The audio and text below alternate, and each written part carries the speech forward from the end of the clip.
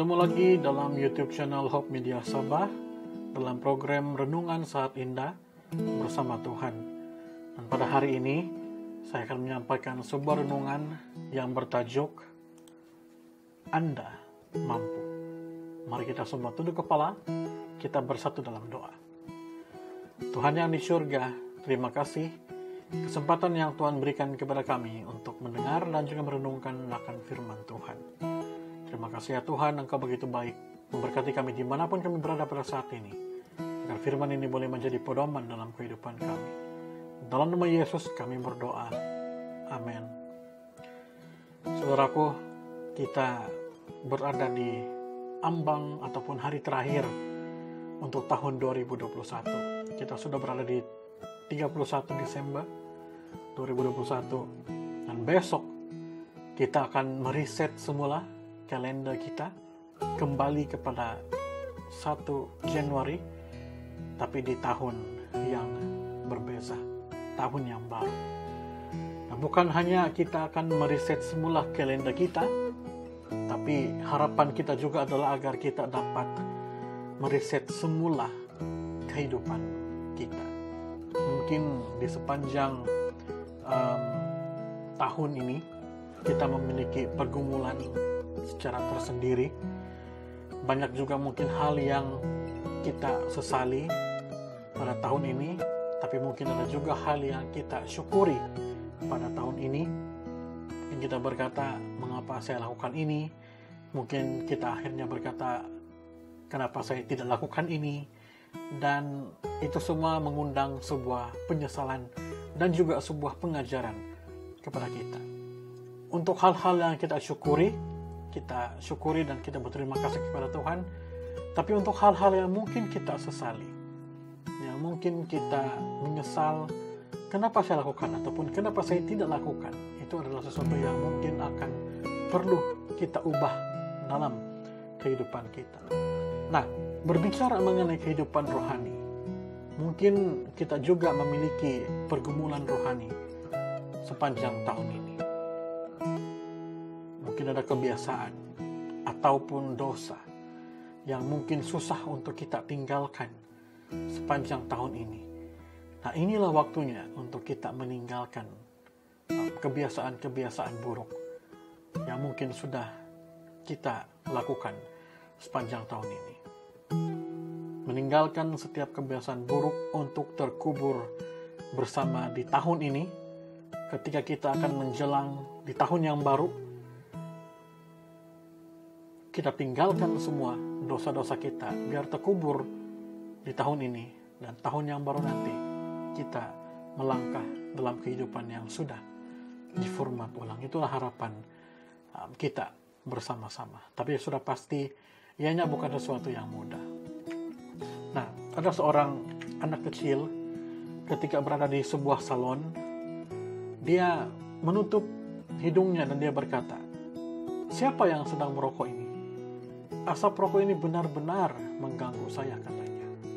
Dan kebetulan tukang gunting tersebut adalah dialah yang sebenarnya sedang merokok, dan dia berkata kepada anak kecil itu, "Maafkan saya, karena saya sudah terbiasa untuk merokok ketika saya sedang bekerja."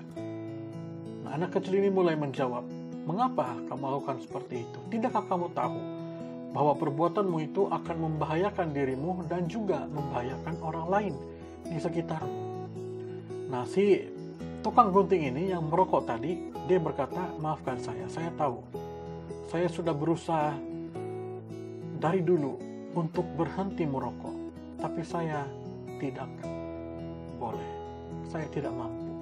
Dan anak kecil tadi berkata, "Saya mengerti, karena saya juga dari sudah lama berusaha untuk berhenti menghisap ibu jari saya ketika tidur, tapi sampai sekarang saya tidak mampu," katanya.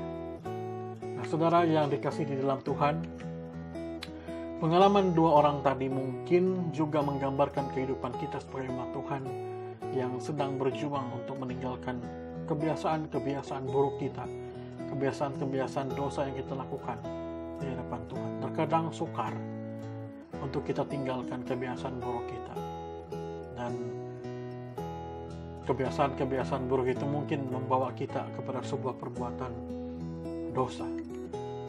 Nah, Paulus sendiri memiliki pergumulan yang sama. Dalam Roma 7:24 dia berkata, "Aku manusia celaka," kata Paulus. "Siapakah yang akan melepaskan aku dari tubuh maut ini?" Nah, pergumulan ini pastinya akan membuat Paulus hidup dalam keputusasaan seandainya dia tidak menemukan jalan penyelesaian. Namun syukur, Paulus menemukan jalan penyelesaiannya. Dan akhirnya dia berseru dalam suara kemenangan di ayat yang ke-25. Dia berkata, "Syukur kepada Allah, Tuhan kita," ataupun Tuhan oleh Yesus Kristus, Tuhan kita. Nah, saudaraku, apakah kita sedang bergumul untuk melepaskan diri ataupun mungkin berhenti dari kebiasaan-kebiasaan yang sukar untuk kita lepaskan pada saat ini? Seperti Paulus, kita juga boleh mencari pemenang. Jika kita mengenal Tuhan Yesus, Juru Selamat kita, maka kemenangan itu akan dimungkinkan oleh bantuan Roh Kudus yang ada dalam diri kita. Seperti mana Tuhan sudah membantu Paulus untuk beroleh kemenangan terhadap setiap penyesalan dan juga kebiasaan-kebiasaan buruknya, Tuhan juga boleh menjadikan kita pemenang untuk setiap kebiasaan-kebiasaan yang mungkin membawa kita kepada sebuah perhambaan dosa. Itu sebabnya kita harus terus bergantung sepenuhnya kepada Tuhan. Filipi 4 ayat 13, "Segala perkara dapat kutanggung dalam Dia, dalam Tuhan yang memberi kekuatan kepadaku."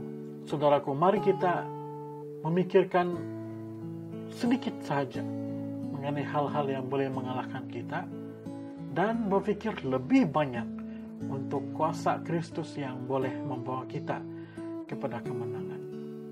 Dalam Yesus kita mampu. Mari kita meminta bantuan Tuhan untuk memampukan kita meriset semula kehidupan kita di tahun ini untuk berada di tahun hadapan, tahun yang baru. Selamat tahun baru. Tuhan memberkati kita semua. Mari kita bersatu di dalam doa. Tuhan yang di surga, kami bersyukur sepanjang tahun ini kami diberkati oleh Tuhan.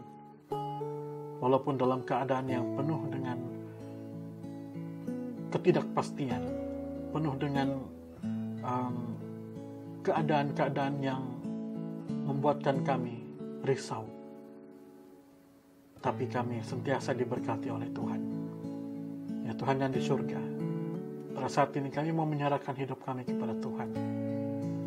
Ketika kami akan melangkah kepada suatu kehidupan yang baru di tahun yang baru, biarlah kami diperbaharui oleh Tuhan, sehingga kami di tahun yang baru akan menjadi insan yang lebih mulia kepada Tuhan. Inilah doa kami ya Tuhan. Dalam nama Yesus kami berdoa.